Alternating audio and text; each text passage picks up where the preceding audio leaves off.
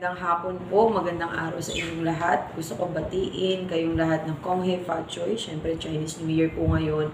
At umpisahan po natin na maswerte at marami tayong programa na gustong ibaba. So, umpisahan natin sa pagiging positive.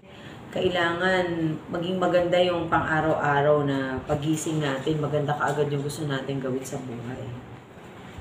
Balikan po natin yung mga nakaraan nating event, no? So, sa kabila ng mga naranasan natin mga event, ay talagang parang press na press pa rin po kayo. Ano po sikreto nyo? Bakit nami-maintain nyo ang ganyang kagandahan nyo? Hindi, syempre, ang sikreto lang doon, kailangan bigyan mo rin ng time yung sarili mo magpahinga. Kahit man lang yung kaisipan natin, yung isip natin, kahit na marami tayong gagawin, dapat bigyan mo siya ng oras na kapag matutulog ka, huwag ka masyadong mag-isip at ipahinga mo rin yung sarili mo. Para syempre kailangan maging healthy tayo para magampanan natin yung tungkulin na gusto nating ibigay sa ating mga kababayan.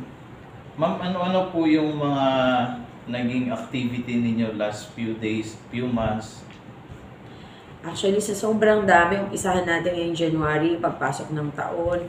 Syempre, nandyan yung naging Hermana Mayor ako para sa Santo Niño sa Pandacan, yung buling-buling.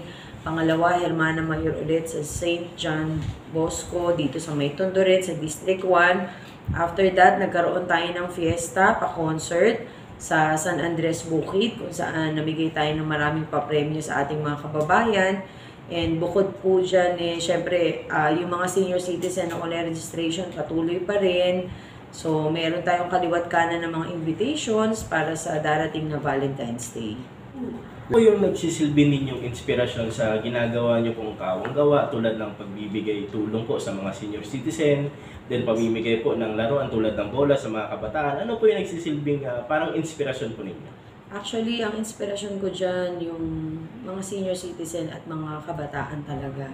Na tuwing ako ay lumalabas sa aking tahanan at nakikita ko na maraming tao nangangailangan, gusto ko pa rin at ipagpatuloy yung pagbibigay sa kanila ng tulong at pagbibigay pag-asa.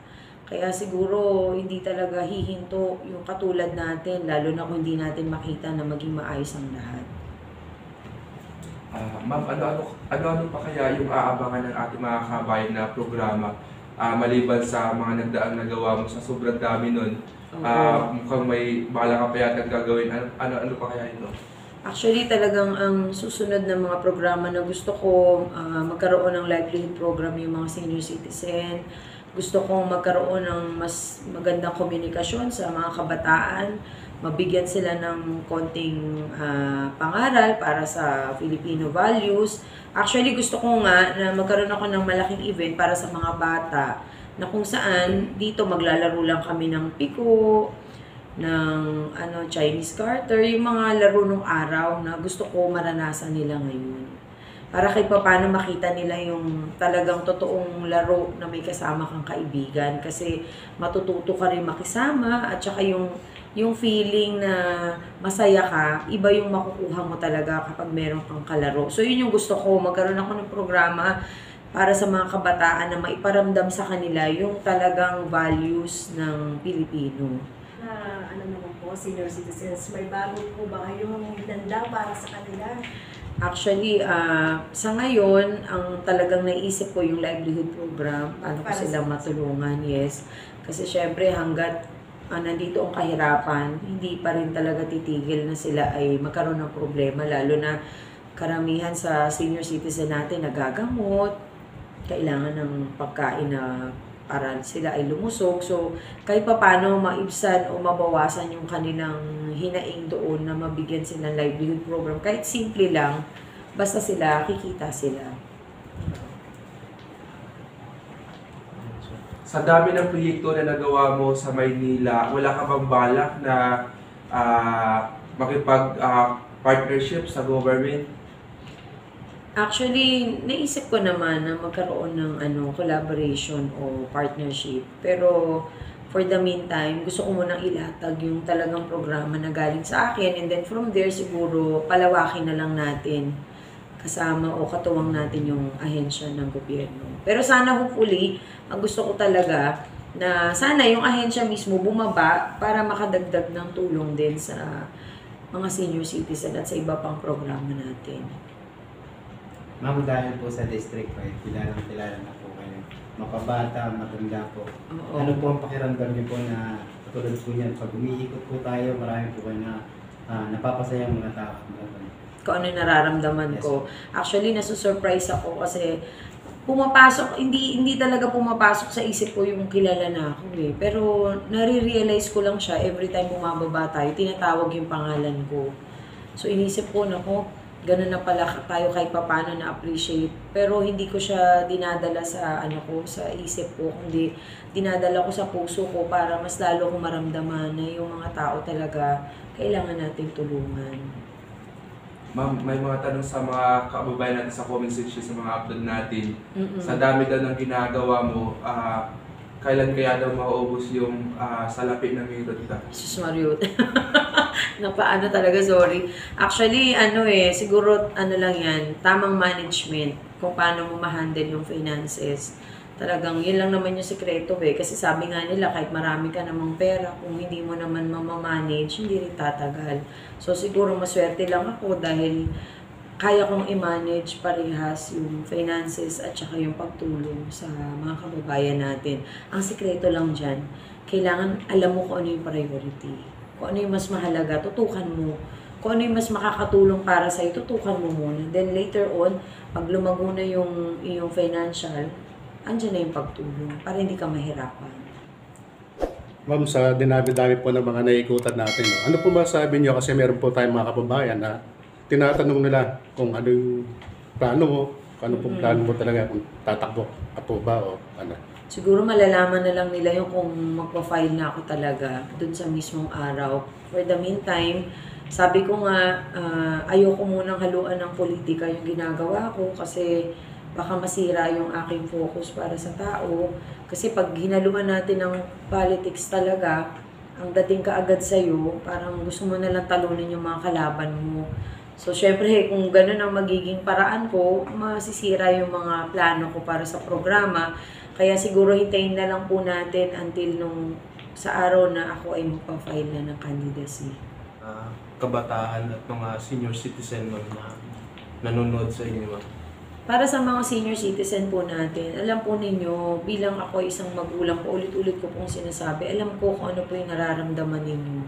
Hindi ko na siguro kailangan hintayin na mag-100 years old ako bago ko masabing doon ko palang mararamdaman. Kundi, yung pagpapalaki pa lang at pagkakaroon ng isang pamilya ay nagbibigay na sa akin ng dahilan para malaman kung gaano kahirap yung buhay na pinagdaraanan ng mga senior citizen natin na marapat lamang meron tayong pwedeng balikan na isang gobyerno na maganda na makakatulong sa atin pag kailangan talaga natin.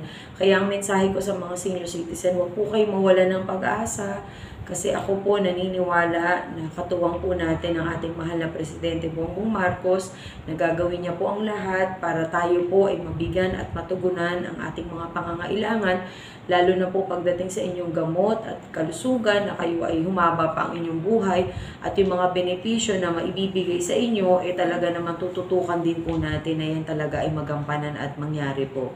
At sa mga kabataan naman, sana nakikita nyo kung gaano kahalaga ang isang magulang at isang senior citizen.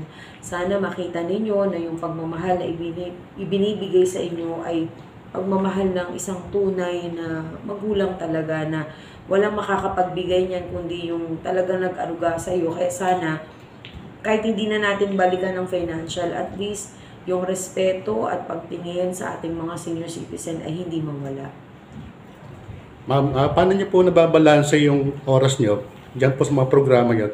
Ganon din po sa pamilya niyo, ma'am. Actually, talagang medyo kailangan ng best effort.